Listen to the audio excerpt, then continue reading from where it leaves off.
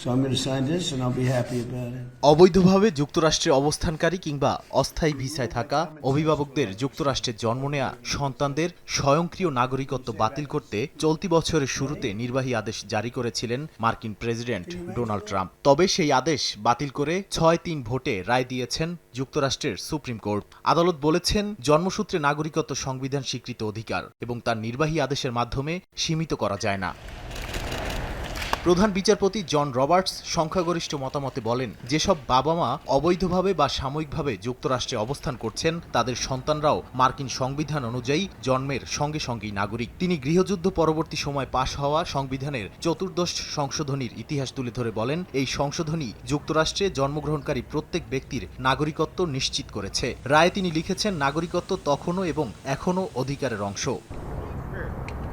আদালত 1898 সালের ঐতিহাসিক যুক্তরাষ্ট্র বনাম ওং কিম আর্ক মামলার নজিরও বহাল রাখেন, যেখানে অভিবাসী পরিবারের যুক্তরাষ্ট্রে জন্ম নেয়া সন্তানের নাগরিকত্ব স্বীকৃতি পেয়েছিল। বিচারপতিদের মতে, সংবিধানের ভাষা এ বিষয়ে এতটাই স্পষ্ট যে এটি পরিবর্তনের একমাত্র উপায় সংবিধান সংশোধন, যা মার্কিন ইতিহাসে মাত্র 27 বার হয়েছে। এ কারণে সুপ্রিম কোর্টের এই রায়ের পর জন্মসূত্রে নাগরিকত্ব বাতিলে ট্রাম্প প্রশাসনে আর কার্যকর কোনো নির্বাহী পথ থাকছে না।